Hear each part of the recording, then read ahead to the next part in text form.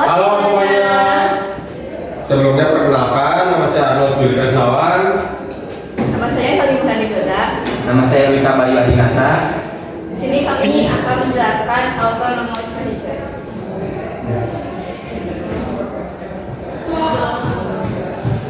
Nah, di sini ada yang kami analisis, yaitu analisis peran autonomous vehicle dalam perkembangan taksi terbang di IKN. Teman-teman semua tahu kan nih, di IKN itu berada taksi terbang loh. Emang keren banget Indonesia. Tapi emang banyak kasus korupsi sih. Jadi kendaraan otonom ini dalam pengembangan taksi terbang di IKN itu memiliki peran yang sangat-sangat penting. Dengan adanya taksi terbang dapat mengurangi beberapa masalah seperti kemacetan, efisiensi pengembangan lalu lintas, peningkatan aksesibilitas, dan integrasi sistem transportasi. Nah, dengan begitu teman-teman, dapat disimpulkan bahwa teknologi kendaraan otonom dapat memungkinkan integrasi yang mulus dari taksi terbang dalam sistem transportasi kota pintar yang sedang dibangun. Dengan memanfaatkan teknologi ini, IKN dapat menjadi contoh dalam transformasi transportasi, menciptakan sistem yang lebih efisien, aman, dan ramah lingkungan untuk masa depan. Ketik 1 untuk percaya Indonesia emas di 2045 di ADI. Nah, selanjutnya ada analisis peran drone dalam bencana alam, peran drone dalam bantuan kemanusiaan. Pada era teknologi yang semakin maju seperti saat ini, perkembangan drone telah membawa dampak yang signifikan dalam berbagai bidang kehidupan manusia. Salah satu bidang yang sangat terpengaruh oleh perkembangan drone adalah penanggulangan bencana alam. Dengan kemampuan terbang dan dilengkapi berbagai sensor, drone memberikan kontribusi signifikan dalam beberapa aspek berikut. Yang pertama itu pengintaian dan pemetaan, lalu ada pencarian dan penyelamatan, dan pemantauan dan evaluasi. Keunggulan drone dalam penanggulangan bencana yaitu ada aksesibilitas, kecepatan, akurasi, dan efisiensi. Jadi kesimpulannya adalah drone memiliki kemampuan untuk mengumpulkan data yang akurat dan cepat serta mencapai area yang sulit dijangkau, membuatnya menjadi aset yang berharga dalam upaya penyelamatan dan pemulihan pasca bencana.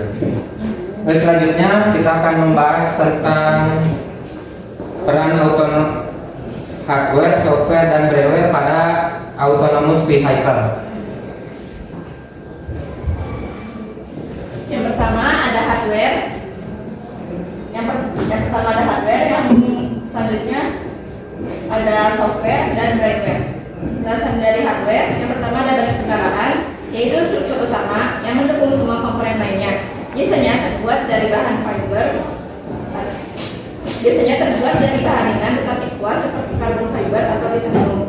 Lalu yang kedua ada kopak atau wings untuk memberikan daya angkat dan stabilitas selama penerbangan. Lalu yang ketiga ada motor dan baling-baling, motor listrik atau mesin turbin dengan baling-baling atau rotor yang memungkinkan take off dan landing vertikal. Yang keempat ada sistem penggerak VTOL, yaitu untuk beralih antara mode terbang horizontal dan vertikal. Yang kelima ada unit kontrol penerbangan, yaitu otak dari taksi terbang yang mengelola stabilitas, navigasi, dan kontrol penerbangan, proses data dari sensor dan mengatur motor dan baling-baling. Yang keenam ada GPS modul untuk menentukan posisi dan navigasi yang akurat. Yang ketujuh ada akselerometer dan giroskop untuk mengukur kecepatan dan rotasi menjaga stabilitas penerbangan. Lalu yang kedelapan ada barometer, yaitu untuk mengukur ketinggian dengan mendeteksi tekanan udara. Yang kesembilan ada lidar atau radar untuk pemetaan dan penghindaran rintangan. Yang kesepuluh ada transmitter dan receiver, yaitu untuk komunikasi antara taksi terbang dan stasiun kontrol atau ground control. Yang ke-11 ada komunikasi data, yaitu sistem yang memungkinkan transmisi data real time antara taksi terbang dan pusat kontrol. Lalu yang ke-12 ada baterai lithium polymer atau LiPo atau sistem energi lain untuk menyediakan daya bagi motor dan sistem elektronik. Bisa juga menggunakan sistem tenaga berbasis hidrogen atau bahan bakar jika teknologi tersebut tersedia. Lalu yang terakhir ada landing gear, yaitu sistem untuk memastikan pendaratan yang aman, termasuk sistem peredam kejut untuk mengurangi dampak saat mendarat. Lalu yang kedua ada software. Yang pertama yaitu perangkat lunak yang diinstal pada modul kontrol penerbangan untuk mengelola stabilitas dan navigasi. Lalu yang kedua ada autopilot system, yaitu untuk otomatisasi penerbangan dan manajemen misi. Lalu yang ketiga ada aplikasi pengendalian, yaitu software yang digunakan oleh operator untuk memantau dan mengendalikan hasil terbang, termasuk pemantauan real time, perencanaan rute, dan komunikasi dengan kendaraan. Lalu yang keempat ada sistem navigasi, yaitu perangkat lunak yang menggunakan data GPS dan sensor untuk merencanakan dan mengikuti rute penerbangan. Lalu yang selanjutnya ada perencanaan misi, yaitu aplikasi untuk merancang rute dan misi penerbangan yang terperinci. Lalu yang selanjutnya ada pemrosesan gambar dan video. Jika taksi terbang dilengkapi dengan kamera, perangkat lunak ini memproses data visual untuk pengawasan atau analisis lingkungan. Lalu yang terakhir ada protokol komunikasi untuk transmisi data, termasuk protokol PMQTT atau QTP untuk komunikasi real time. Lalu yang ketiga ada firmware. Yang pertama ada software engineer, yaitu untuk mengembangkan firmware, perangkat lunak kontrol, penerbangan dan aplikasi ground control. Yang kedua ada AI engineer, yaitu untuk mengembangkan sistem kecerdasan buatan untuk otonomi dan penghindaran rintangan. Lalu yang ketiga ada aerospace engineer, untuk merancang dan mengembangkan komponen fisika sistem terbang, termasuk aerodinamika dan sistem propulsi. Lalu yang keempat ada electrical engineer, untuk sistem kelistrikan dan integrasi elektronik pada taksi terbang. Lalu yang kelima ada project manager, untuk merencanakan dan mengelola pengembangan dan peluncuran taksi terbang. Lalu yang keenam ada pilot dan operator, keterampilan dalam mengoperasikan taksi terbang secara manual atau semi otonom. Lalu yang ketujuh ada data analis, yaitu menganalisis data penerbangan dan operasi untuk meningkatkan kinerja dan efisiensi. Lalu yang kedelapan ada cyber security spesialis, untuk melindungi sistem taksi terbang dari ancaman siber dan memastikan integritas data. Lalu yang kesembilan ada regulatory spesialis, memastikan bahwa taksi terbang mematuhi peraturan penerbangan dan keamanan yang berlaku. Lalu yang terakhir ada ethics konsultan, yaitu menilai dan memberikan panduan tentang penggunaan taksi terbang secara etis, termasuk perlindungan privasi dan dampak sosial. Nah, yang selanjutnya kita akan membahas hardware, software, dan firmware dari drone otonom dalam bencana alam. Nah, yang pertama ini yang kita bahas adalah hardware-nya. Apa aja sih hardware-nya itu? Yang pertama ada frame. Frame itu merupakan struktur utama drone yang menahan semua komponen lainnya. Biasanya terbuat dari bahan ringan namun kuat seperti karbon fiber atau plastik tahan benturan. Yang kedua ada motor, yang berfungsi untuk menggerakkan baling-baling dan memberikan daya dorong yang diperlukan untuk mengangkat drone dari tanah. Motor biasanya brushless untuk efisiensi dan daya tahan yang lebih baik. Yang ketiga ada baling-baling. Baling-baling merupakan komponen yang berputar untuk menciptakan daya angkat yang memungkinkan drone untuk terbang. Ukuran dan desain baling-baling mempengaruhi performa terbang. Yang keempat ada flight controller, otak dari drone, yang berfungsi untuk mengatur stabilitas penerbangan dan respon terhadap input dari pengguna serta sensor. Biasanya terintegrasi dengan berbagai sensor dan modul. Yang kelima ada baterai. Baterai berfungsi untuk memberikan sumber daya utama untuk drone. Biasanya berupa baterai lithium polimer atau LiPo karena rasio daya ke beratnya yang baik. Yang selanjutnya ada GPS modul. GPS modul ini menggunakan satelit untuk menentukan posisi drone secara akurat. Penting untuk navigasi, peta, dan fitur seperti kembali ke titik awal atau return to home. Selanjutnya ada kamera. Fungsi dari kamera adalah untuk pengambilan gambar dan video. Beberapa drone dilengkapi dengan kamera gimbal untuk stabilisasi gambar dan video yang lebih baik. Nah, selanjutnya nih ada transmitter and receiver, modul komunikasi untuk mengirimkan perintah dari remote control ke drone dan menerima data dari drone.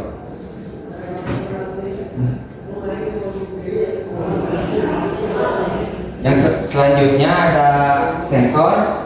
Sensor yang digunakan pada drone ada 4. Yang pertama yaitu akselerometer dan gyroscope. Yang kedua ada barometer. Yang ketiga ada ultrasonic sensor dan yang keempat ada magnetometer. Hardware selanjutnya ada communication module yang dimana menggunakan WiFi atau radio frekuensi dan selular modul. Kalau ada hardware udah pasti ada software dong. Software yang pertama yaitu ada firmware, yaitu perangkat lunak internal pada flight controller yang mengelola semua fungsi dasar penerbangan dan kontrol. Ini biasanya termasuk algoritma untuk stabilisasi dan navigasi. Yang kedua ada flight control software. Software di dalam flight controller yang memproses data dari sensor dan mengatur motor untuk menjaga stabilitas penerbangan dan navigasi. Yang ketiga ada ground control software, yaitu aplikasi komputer atau smartphone yang digunakan oleh operator drone untuk mengontrol drone, melihat data telemetri dan mengatur rencana penerbangan. Yang keempat ada flight planning software, yaitu software untuk merencanakan misi penerbangan, mengatur rute, dan menentukan titik waypoint. Software yang kelima ada image processing software, yaitu jika drone dilengkapi dengan kamera, software ini dapat digunakan untuk mengolah gambar dan video yang diambil, seperti untuk pemetaan atau analis visual. Yang keenam ada navigation software.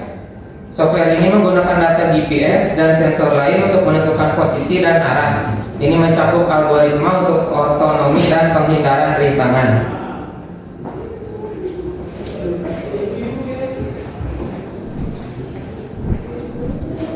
Lalu yang ketujuh ada data link software, yaitu untuk manajemen dan pengolahan data yang diterima dari drone, termasuk video langsung dan telemetri. Lalu yang terakhir ada maintenance and diagnostic software, untuk memeriksa status kesehatan drone, pembaruan firmware, dan diagnosis masalah yang mungkin terjadi. Lalu yang ketiga ada brainware. Yang pertama, program dan developer.